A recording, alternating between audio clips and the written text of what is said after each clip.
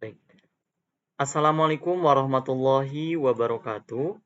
Selamat pagi teman-teman semuanya. Salam sejahtera dan salam Om Swastiastu. Sebelumnya perkenalkan, nama saya Diki Lesmana dengan NPM 2112061. Nah, di pagi hari yang cerah ini alhamdulillah kita berkesempatan untuk belajar kembali yaitu di mata kuliah Database Management System teman-teman semuanya. Nah, di pertemuan sekarang, kita akan belajar mengenai aplikasi sistem basis data. Nah, setelah kita tahu cara membuat model basis data dan cara implementasinya, tabel dalam basis data, sekarang pertanyaannya, bagaimana sih cara membuatnya gitu? Nah, mungkin teman-teman semuanya sudah sering menggunakan aplikasi yang berbasis data, yaitu seperti Spreadsheet. Nah, Spreadsheet itu seperti Microsoft Excel yang menggunakan Apple, itu ada Apple Number, Google Docs, dan juga sejenisnya. Namun aplikasi-aplikasi tersebut hanya cocok untuk menyimpan data dalam ukuran tidak terlalu besar dan hanya digunakan oleh pengguna atau user.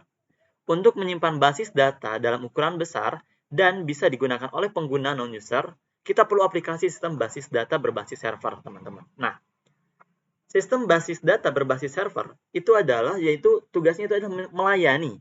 Nah, sistem basis data berbasis server itu adalah aplikasi yang berjalan hanya bertugas sebagai server atau melayani permintaan klien. Aplikasi tersebut akan menerima permintaan dari klien dan mengeksekusi perintah sesuai yang diminta oleh klien. Yaitu yang digunakannya itu adalah aplikasi DBMS atau Database Management System. Jenis server ini biasanya tidak memiliki tampilan user interface. Sehingga untuk berinteraksi dengan aplikasi jenis ini, kita menggunakan bahasa instruksi yang bisa dimengerti ya teman-teman. Nah, oke. Nah, lebih lanjut daripada itu, kita harus mengetahui apa sih itu yang disebut dengan DBMS, teman-teman. Nah, DBMS itu adalah basis data dan seperangkat lunak atau software untuk pengelolaan basis data. Nah, DBMS itu adalah suatu program komputer yang digunakan untuk memasukkan, mengubah, menghapus, memanipulasi, dan memperoleh data informasi dengan praktis dan efisien. Nah, setelah daripada itu, kita harus mengetahui keunggulan dari DBMS. Nah, keunggulan dari DBMS itu ada 4, teman-teman. Yang pertama itu ada kepraktisan. Dengan adanya DBMS atau Database Management System, kita bekerja itu lebih efisien dan juga lebih efektif, teman-teman. Nah, yang kedua, itu kecepatan menggunakan DBMS. Dengan kecepatan kita manual menggunakan kekuatan kita sendiri, itu tidak akan, kecepatannya itu jauh, teman-teman. Nah, yang ketiga itu adalah mengurangi data berulang atau redundansi. Nah, yang keempat itulah kekinian. Kenapa? Karena DBMS semakin maju, teman-teman semuanya, atau kekinian. Nah, setelah daripada itu, kita harus mengetahui komponen-komponen utama dari DBMS ini. Nah, yang pertama itu adalah perangkat keras, teman-teman. Nah, mungkin perangkat keras di sini itu ada di sini nih, ada tipe prosesor. Nah, terus juga ada memori, teman-teman. Biasa kalian menggunakan memori ya. Nah, terus juga ada kapasitas penyimpanan data, teman-teman. Nah, setelah itu, data itu dibagi, teman-teman. Data itu dibagi menjadi 3, yaitu dari data terpadu itu menjadi saling terkait. Terus juga ada ketika kita berbagi data nih, kita itu dipakai di waktu yang sama. Itu perangkat keras ya. Terus juga perangkat lunak itu adalah DBMS. Nah, yang kita gunakan itu adalah perangkat lunaknya itu adalah DBMS, teman-teman. Nah, yang kedua itu adanya pengguna atau kita nih sebagai user. Nah, mana kita sebagai user di sini ada. Nah, kita ini di sini. Di sini adalah kita sebagai user. User menggunakan aplikasi. Aplikasi itu ditulis oleh program, teman-teman. Nah, kita itu sebagai user, kategori pengguna itu ada 3, teman-teman. Ada kategori pengguna akhir, ini kita nih sebagai user. Nah, pertama itu ada administrator database. Nah, di sini dia itu adalah seseorang yang atau kelompok yang memanage atau mendesain database management system, teman-teman. Nah, yang kedua itu adanya dibuatlah aplikasinya atau DBMS nih. DBMS ini langsung DBMS ini diubah menjadi data, teman-teman. Nah, sedangkan kita menggunakan DBMS ini. Nah, kita sebagai user menggunakan aplikasi programnya yaitu DBMS untuk mempermudah pekerjaan kita. Nah, dianalisisnya oleh siapa? Ditulis oleh programmer, teman-teman. Nah, oke. Setelah itu, klasifikasi perintah dasar bahasa SQL dalam DBMS, teman-teman. Nah, oke. Perintahnya itu ada 4, teman-teman. Nah, mungkin di sini kita sering yang sering kita dengar itu mungkin hanya 2 atau 3 nih, teman-teman. Ada DML, DDL, dan DCL, teman-teman. Nah, kalau DML itu adalah Data Manipulation Language. Nah, apa sih gitu DML itu? Yaitu perintah-perintah yang digunakan untuk mengubah, memanipulasi, dan mengambil data. Nah, contohnya, kita itu menginsert data, mengupdate data, memilih data, dan juga menghapus data, teman-teman. Nah, itu DML atau Data Manipulation Language. Nah, yang kedua, itu adanya DDL atau Data Definition Language, teman-teman. Nah, DDL ini adalah perintah-perintah yang biasa digunakan oleh administrator basis data untuk mendefinisikan skema gitu ke dalam DBMS atau Database Management System. Nah, contohnya seperti apa? Yaitu ada kita meng-create table, meng-alter table, meng-drop table, dan truncate table, teman-teman. Nah, mungkin ini yang ketiga dan yang keempat masih asing di telinga kita, itu ada DCL dan juga TCL, teman-teman. Nah, selanjutnya ada jenis-jenis DBMS, teman-teman. Nah, kita sebagai mahasiswa kita harus mengetahui jenis-jenis DBMS itu ada 4, teman-teman. Nah, oke. Sebelum kita ke jenis-jenis DBMS, jadi saya mengingatkan gitu, DBMS itu adalah sebuah aplikasi yaitu bertindak sebagai interface atau penghubung. Jadi yaitu dari database menuju aplikasi. Nah, oke. DBMS ini adalah digunakan oleh user. User itu menggunakan database dan juga ke program aplikasi, teman-teman. Nah, selanjutnya itu ada jenis-jenis DBMS. Jenis-jenis DBMS itu ada 4. Ada hierarchy DBMS, network DBMS, dan relational DBMS, dan juga object oriented model. Nah, oke. Nah, yang pertama itu ada hierarchy DBMS. Apa sih gitu kan? Ketika kita menyimpan data dalam hubungan seperti parents and child, data itu akan tersimpan secara hierarki. Nah, dan parents banyak memiliki child. Namun, child hanya boleh memiliki satu parents. Mungkin one to many gitu, teman-teman. Nah, contohnya IBM atau IBM Information Management System itu yang digunakan oleh hierarki DBMS. Nah, yang kedua itu ada network DBMS, teman-teman. Network DBMS ini memiliki hubungan antar data paling rumit yaitu hubungan many to many. Nah, biasa digunakan oleh turbo image, teman-teman. Nah, oke, ini untuk network DBMS. Nah, yang ketiga itu ada relational DBMS, teman-teman. Nah, relational DBMS itu adalah model yang paling banyak digunakan karena salah satunya itu ada termudah dalam pengoperasiannya. Ini untuk relational DBMS. Didasarkannya pada normalisasi data dalam basis data gitu, teman-teman. Nah, dan tabel yang merupakan model relasional disimpan dalam struktur tetap dan dimanipulasi menggunakan SQL. Nah, SQL itu apa? SQL itu adalah alat pengelolaan basis data teknologi yang digunakan untuk mengelola, menyimpan, dan mengambil data dari basis data utama, teman-teman. Nah, yang keempat, kita di dalam jenis DBMS itu ada Object Oriented Model. Apa sih gitu kan? Nah, disimpan dalam bentuk objek struktur yang disebut kelas yang menampilkan data di dalamnya. Ini adalah salah satu komponen DBMS yang mendefinisikan DBMS itu yang menyimpan nilai dan operasi anggota yang sama, teman-teman. Gitu. Itu untuk jenis-jenis DBMS itu ada 4, hierarchy DBMS, network DBMS, relational DBMS, dan juga object oriented model. Nah, oke.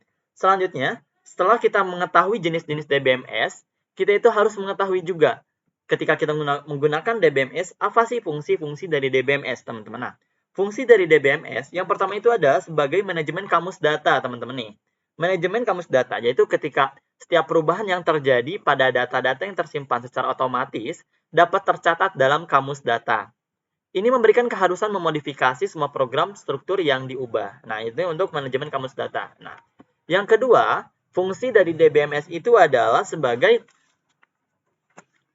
manajemen penyimpanan data, teman-teman. Nah, misalnya penyimpanan data kita itu sekarang pakai cloud ya. Penyimpanan datanya pakai cloud, box, just cloud.com, Bitcasa, OneDrive, Google Drive mungkin kita menggunakannya, Mediafire, iDrive, Dropbox, iCloud. Nah, sekarang sudah menggunakan aplikasi-aplikasi seperti tersebut itu untuk penyimpanan data. Nah, jadi teman-teman semuanya itu tidak perlu pusing-pusing untuk mendefinisikan data fisik.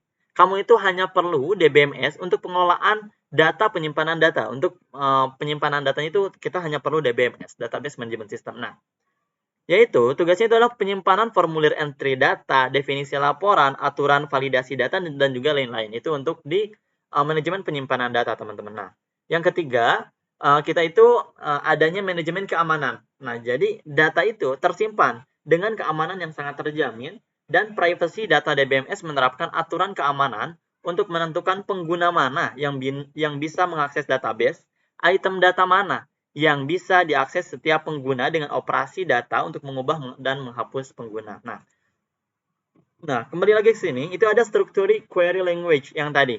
Nah, itu adalah structured query language itu adalah itu mungkin teman-teman sudah tidak asing lagi gitu di telinga teman-teman semuanya mengenai SQL gitu. SQL itu adalah alat pengelolaan basis data yang tadi.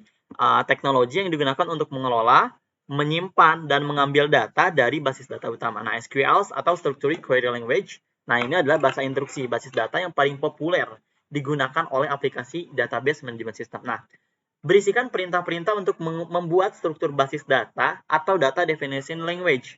Nah, atau DDL yang tadi kan. Ada DDL dan juga DML atau data manipulation language. Nah, untuk belajar SQL, kita itu harus memilih aplikasi DBMS yang ingin kita pelajari. Nah, biasanya disesuaikan dengan tempat kita bekerja. Karena tiap perusahaan biasanya sudah memilih aplikasi DBMS yang mereka gunakan. Nah jadi seperti ini teman-teman yang tadi sudah saya jelaskan, yaitu untuk DBMS sendiri atau diagram aplikasi sistem basis data, yaitu di mana web dan juga desktop dan program SQL. Nah, di sini jadi mereka itu dari web dibuat oleh program. Nah, di sini ada SQL, yaitu alat pengelolaan untuk membantu gitu, untuk digunakan untuk mengelola, menyimpan, dan juga mengambil data dari basis data utama. Nah, jadilah aplikasi sistem basis data. Nah, di sini jadilah file database. Yang akhirnya itu adalah ingin kita untuk menyimpan data, adanya file database gitu. Bisa dibayangkan teman-teman semuanya ketika kita tidak ada database di zaman sekarang itu. Sangat sulit sekali. Kenapa? Karena kita bayangkan nih, kita menyimpan data itu mungkin kalau zaman dulu ada DVD ya. DVD, kita bayangkan ketika kita mempunyai banyak data, kita sebagai akuntan gitu kan, menyimpan data di dalam DVD. Berapa ribu DVD yang harus kita simpan, dan juga itu pasti minim kerusakan gitu teman-teman. Data kita pasti bakal hilang gitu. Tetapi ketika kita menggunakan file database, data kita itu terjamin. Yang tadi data kita itu adalah nih yang tadi data kita itu sudah terjamin teman-teman. Nah, di sini nih. Data kita sudah terjamin di sini. Ada di fungsinya. Nah, keamanan data kita itu sudah terjamin teman-teman. Nah, gitu. Ini karena adanya file database gitu. Kita juga tidak perlu pusing gitu untuk menyimpan data tempat yang sangat besar, tidak perlu karena adanya file database. Itulah kenapa semakin hari semakin maju gitu karena adanya DBMS gitu. Kita tidak perlu pusing gitu, teman-teman. Nah, selanjutnya kita kan sebagai anak akuntansi gitu, khususnya sebagai mahasiswa, kita harus mengetahui aplikasi-aplikasi apa saja gitu yang digunakan oleh perusahaan-perusahaan gitu yang menggunakan aplikasi DBMS. Nah, MySQL itu adalah salah satu aplikasi DBMS gitu yang paling populer, open source dan juga gratis. Nah, boleh kita akan cari tahu sendiri kita apa sih gitu mysql.com, oke? Di sini kita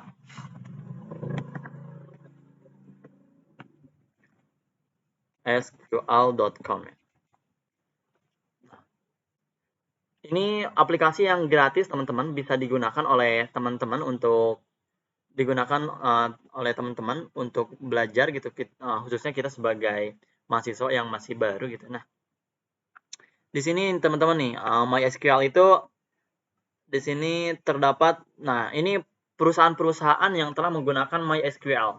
Karena mungkin karena sudah terjamin gitu aplikasi ini tuh untuk menyimpan database-nya itu sudah terjamin gitu. Digunakan oleh YouTube. Mungkin kalian sudah tidak asing lagi gitu dengan aplikasi YouTube, PayPal gitu, LinkedIn untuk mencari kerja mungkin. Nah, Facebook, Twitter, eBay, Kisco, Verizon atau Spotify, Netflix. Nah, mungkin untuk belanja kalian ini menggunakan Alibaba.com, WeChat, Tencent, Paytm. Nah, ini aplikasi-aplikasi yang sudah menggunakan atau berkolaborasi dengan MySQL gitu. Nah, karena MySQL ini gitu teman-teman, kalian sudah tidak perlu khawatir gitu MySQL ini mereka itu tuh open source. Oh, apa sih gitu arti dari open source gitu. Nah, open source itu mungkin di sini nih, open source. Oke. Apa itu open source?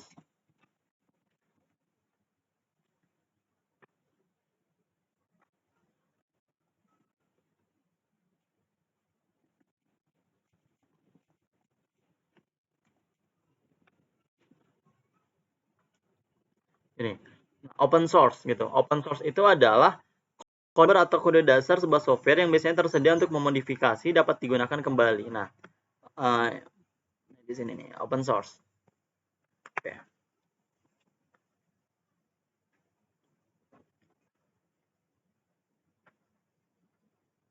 Nah, jadi apa sih gitu open source gitu? Open source itu mungkin nah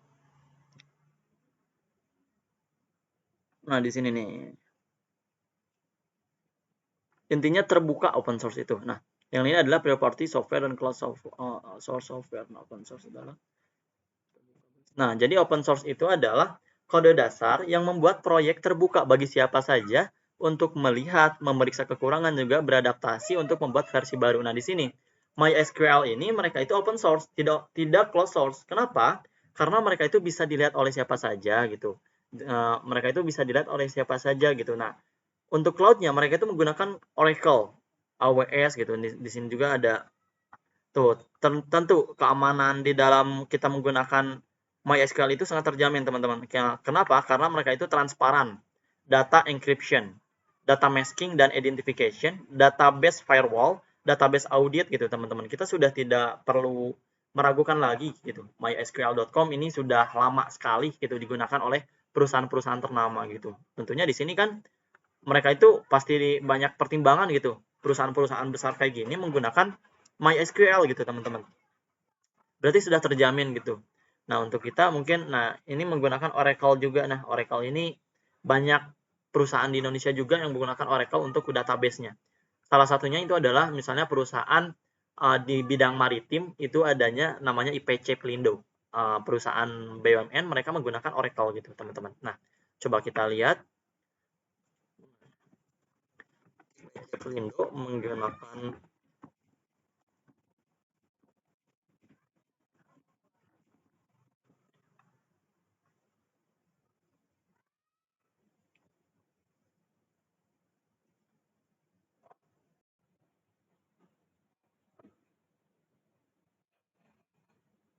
Mungkin di sini mereka tidak terbuka, tapi Pelindo itu setahu saya itu menggunakan Oracle teman-teman dalam pengaplikasian database-nya. Nah, di sini nih. Kenapa sih kita harus menggunakan MySQL gitu? Yang pertama gitu nih. Uh, nah, di sini nih. Jadi mereka itu sudah sangat besar sekali di dunia dan juga organisasinya itu sangat uh, besar gitu teman-teman. Yaitu termasuk Facebook, Twitter, Booking.com, Verizon itu menggunakan MySQL untuk menyimpan datanya gitu. Nah, terus juga white paper presentation. Oke, di sini sangat tidak diragukan lagi lah gitu teman-teman untuk kita menggunakan MySQL. Untuk cloud-nya mereka menggunakan apa yang tadi cloud-nya itu nah, di sini kita mereka pakai Oracle Cloud AWS gitu. Nah itu untuk cloud-nya untuk penyimpanannya teman-teman. Nah ini itu untuk MySQL. Yang kedua itu adanya PostgreSQL gitu, aplikasi DBMS yang banyak digunakan oleh perusahaan besar. Oke, PostgreSQL.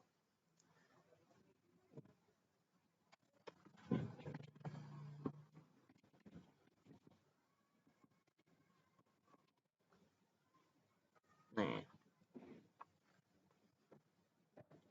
Oke.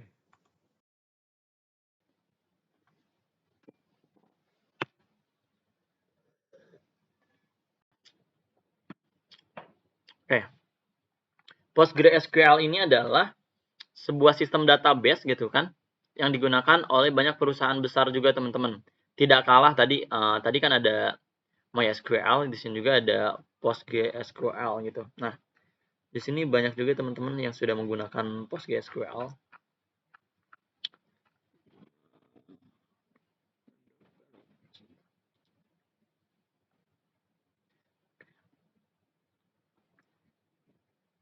Yang di sini teman-teman, PostgreSQL itu banyak juga digunakan itu. Nah, kenapa? Karena mereka itu open source juga ternyata teman-teman, PostgreSQL gitu.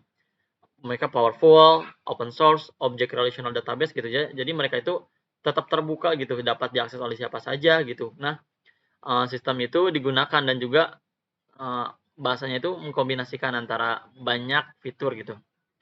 Nah, oke. Oh, ini sudah lama sekali teman-teman, dari 1986 gitu. PostgreSQL itu dibuat oleh Universitas California Berkeley. Itu lebih daripada 35 tahun aktif di dalam perusahaan dan juga banyak platform-platform media yang itu oleh PostgreSQL teman-teman. Oke. Coba kita lihat perusahaan apa saja gitu yang menggunakan. Nah, ini 35 tahun, 700 contribution. Nah, database. Kita lihat perusahaan apa saja yang menggunakan PostgreSQL.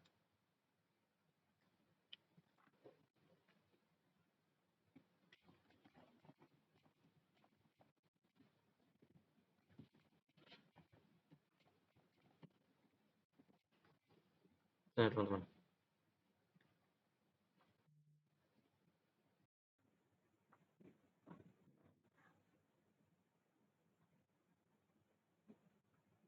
Banyak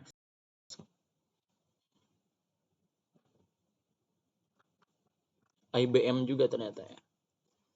IBM. Ya, mungkin itu untuk PostgreSQL, teman-teman. Nah, yang ketiga itu ada Oracle, yang tadi Oracle ya. Oracle database di perusahaan corporate terutama bank. Nah, Oracle. Yang tadi Oracle. Nih, Oracle. Ini Oracle itu sangat besar juga gitu, teman-teman. Digunakan di dunia untuk penyimpanan basis data gitu. Salah satunya tadi saya sudah memberikan contoh, yaitu perusahaan IPC Pelindo gunakan Oracle gitu teman-teman. Kenapa? Karena mungkin Oracle ini berbayar ya teman-teman ya. Oracle ini berbayar gitu. Nah, AI for data di sini Oracle. Nah, mereka itu berbayar teman-teman. Perusahaan-perusahaan itu nih, perusahaan di dunia itu mereka sudah menggunakan Oracle. Seperti apa? Terutama terutama itu bank yang menggunakan Oracle. Nah, ada Awan, FedEx, NIC, AT&T, Carvana, Deutsche Bank, Munich RI. Nah, ini menggunakan database Oracle gitu, teman-teman. Coba kita lihat contoh di Indonesia yang menggunakan database Oracle.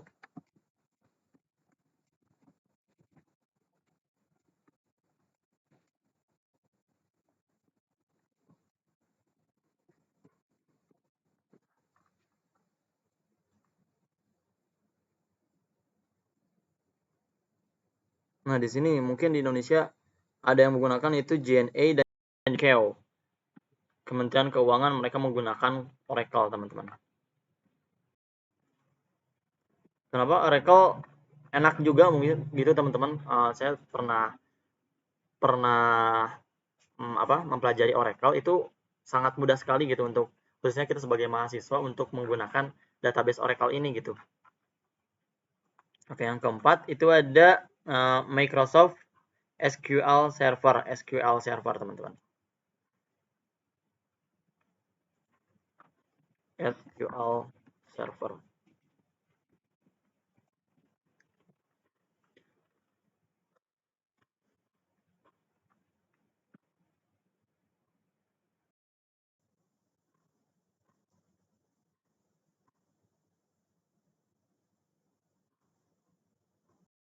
SQL Server.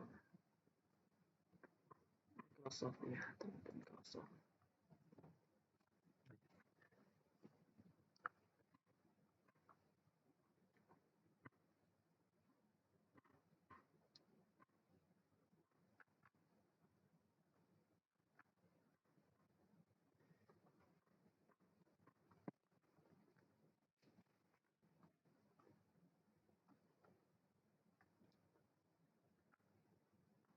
Nah, mungkin kita sering menggunakan SQL Server ini itu oleh Microsoft ya teman-teman. Nah, mungkin kita di HP kita nih, kita menggunakan Microsoft, ada yang pakai Microsoft gitu. Nah, mungkin itu database-nya itu menggunakan SQL Server gitu. Nah, apa saja gitu, pertama itu mereka untuk menyimpan data. Nah, itu terus juga ada untuk cloud-nya, untuk ini keamanan itu sangat terjamin gitu. Mungkin ini perusahaan yang sangat baru gitu teman-teman, SQL Server. Nah, ini di tahun 2022 itu ada Windows, Linux, and Docker Containers. Mereka itu mereka itu sudah berkolaborasi dengan SQL Server, teman-teman. Nah, untuk Windows, Linux, dan juga Docker, teman-teman. Coba kita lihat perbandingan gitu database yang sering digunakan di dunia.